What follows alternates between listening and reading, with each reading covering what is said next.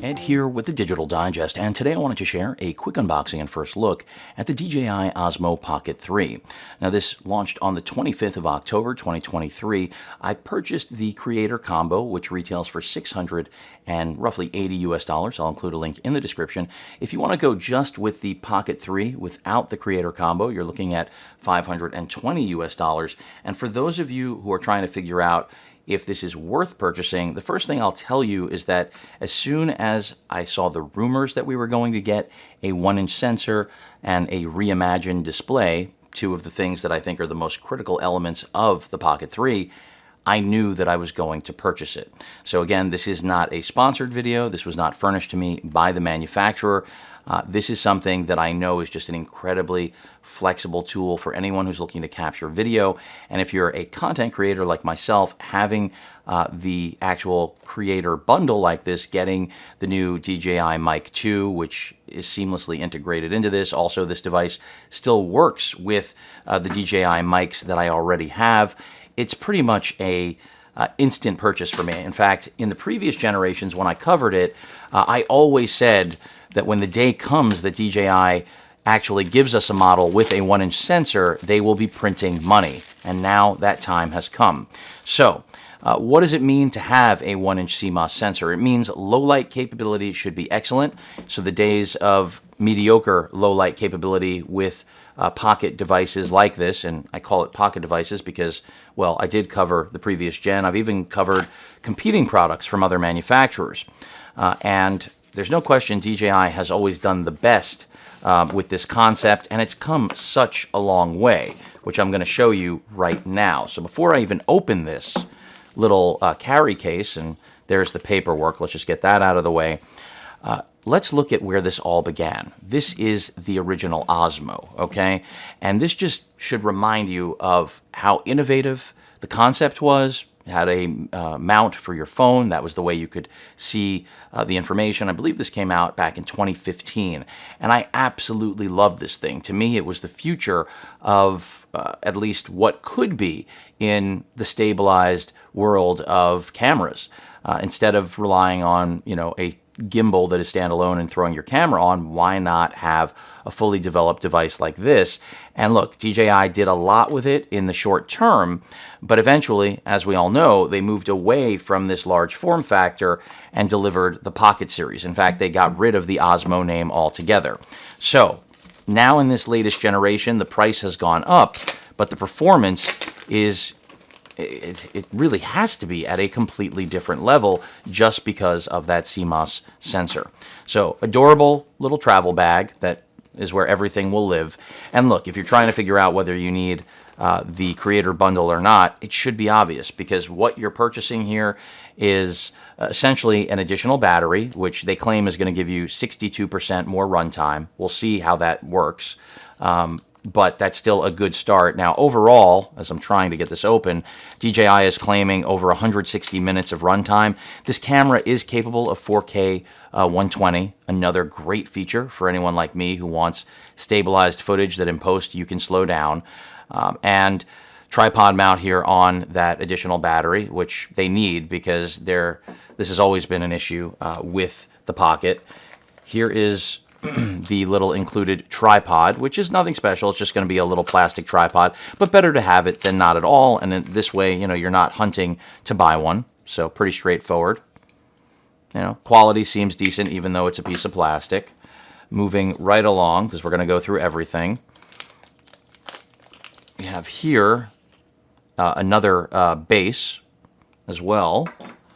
And then we have a dead cat for the microphone right there. So to cut wind noise as well as a little strap. And then here is the mic. I really like what they did with it this year. They basically shrunk it down, made it transparent. DJI does make some of the best wireless mics on the market, surprisingly. Something you wouldn't necessarily expect. Type-C port there, record button dedicated on there. You don't need to use a lav with this, but of course you can. And then it also has the little magnetic attachment, your power button, your sync button, your LED to let you know that you're synced up, and then that's where you would hook up the lav Also, alternatively, that's how you're going to hook up the dead cat right there so that you've got something to cut wind noise. But this is great if you know you need it. Again, if you already have the DJI microphone set from last year when they launched it, then you don't need to buy this, but it is good to have a dedicated solution. Type-C to C for charging and transfer. And then, of course, last but certainly not least, making sure there's nothing else in here. Doesn't seem that there is except for silica gel. Oh, no, there are a few other things. Let me pull those out. Is the actual Pocket 3. So let's go ahead and take a look at that, of course.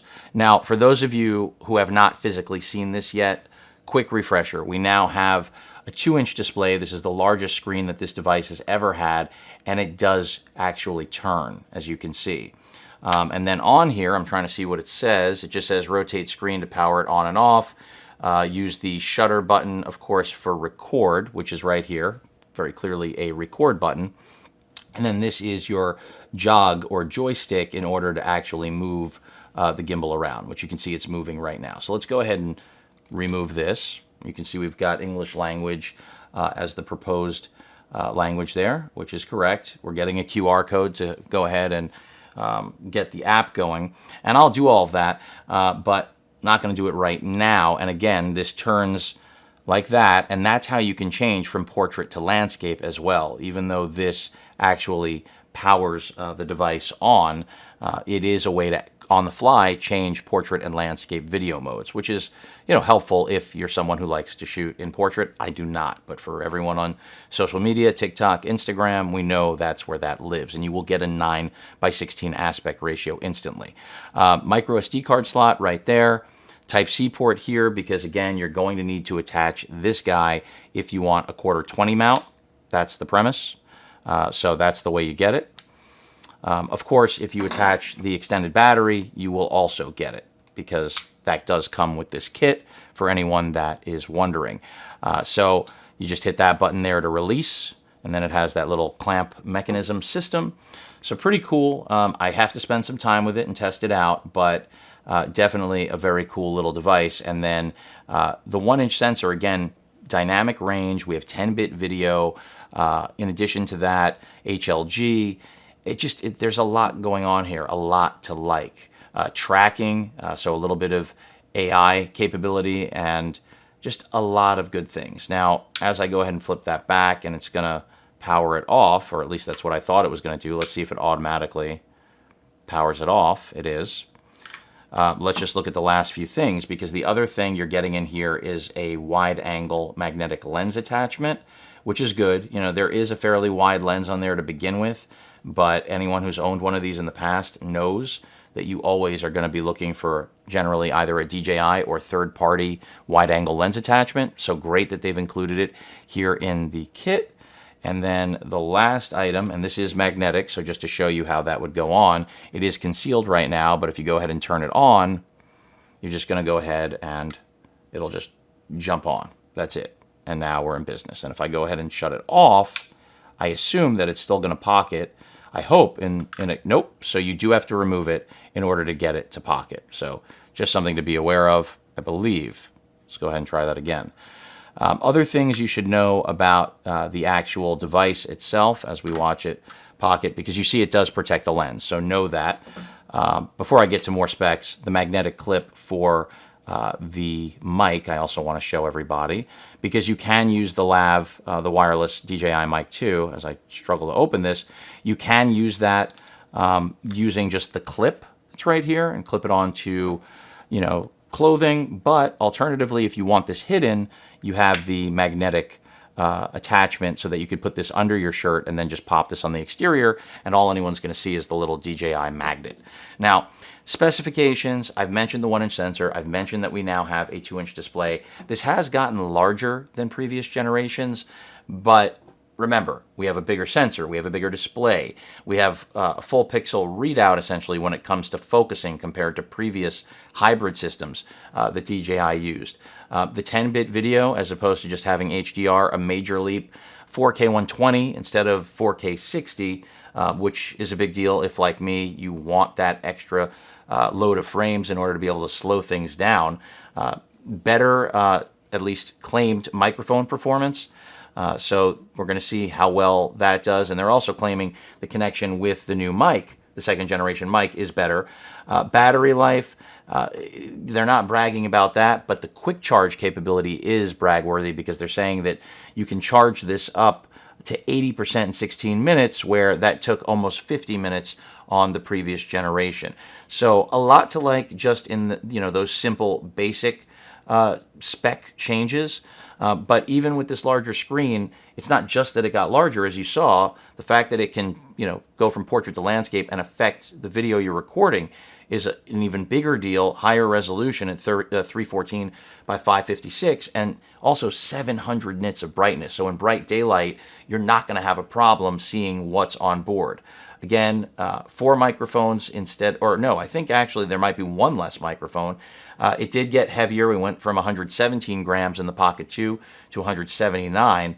But again, everything has been improved. The lens is f2 instead of f1.8 on the previous generation, but that is a nominal difference considering we have a much larger sensor that's going to give you, again, better dynamic range, better low light performance, and really it changes it into a completely different tool, in my opinion. But overall, that pretty much sums up what you need to know. One thing that I will leave you with is that this is not ideal as a still camera. So if you're comparing this to something like a Sony ZV, something to that effect, be aware that this is really all about video. That doesn't mean it can't take decent stills. It can, but your phone likely will perform nearly as good, even if it doesn't have a 1-inch sensor, because there's no optical zoom on this. You're only going to have digital zoom. But who knows? Maybe I'll be blown away by the still capability. Again, 9.4 megapixels. So we're not getting any of the mumbo jumbo with the 16 or 64 like the previous gen, because now we have a 1-inch sensor that has chops, and that really, really matters. The video modes, if you don't want to shoot 4K 120, of course you can go 4K 60. You could drop it down to 2.7K and shoot that at 24, 25, or 30, all the way up to 60 frames. 1080p, of course, is still there, 24 all the way up to 60 frames. And then 3K for a 1:1 aspect ratio for those of you looking for that, action cam shot. You can shoot that 3K at 24, 25, 30, 48, 50, or 60 frames. So they've really just incorporated everything. And there's more. That's something I'll cover in the update, full review. You get the picture. And then also in here, let's see what we've got. I'm expecting a few more goodies. We have, what do we have here? This is the travel case. So another thing you're going to want to use, it's going to give you obviously a home for the Pocket 3 beyond the actual little travel bag. And then inserted there, you can see there are little slots to drop your filters on, or in this case, wide angle adapter. The Black Pro Mist is another one. It did not come with this, I don't believe. So this magnetically should just drop in there. As you can see, it does. And that just makes travel with this even easier. And then to slot this in, I'm going to guess that it just goes in screen, well, not screen down, because I don't think it does, but it would be good if I knew the correct way to pocket it in there, right? And I'm not 100% sure on the orientation. Maybe I should just look at the guide right here, because they do give directions. So they're showing that the Osmo Pocket 3 protective cover is suitable for daily storage. Place the Osmo Pocket 3 in the protective cover with the touchscreen facing down and the gimbal against the top of the protective cover. So let's see if I can get this now. Basically, they're looking for this orientation and then this to be this way. I want that to still be pocketed, and if I can get that lined up, that is the way you want to carry it. So that is the correct route for storing this in its little protective cover, which has come a long way in terms of where we started. But that pretty much rounds things out. Again, very excited to start using this. Expect updates because they will be coming. And again, it's a beautiful thing to have an incredibly lightweight tool like this that is pocket friendly, that has a 1-inch sensor and should shoot phenomenal video that is, of course, stabilized, most importantly with that 3-axis gimbal that has great battery life and just really easy to use is just an extra added benefit. But any questions or comments, please feel free to post them. Hit that like button. And as usual, please feel free to subscribe and please stay safe. Later.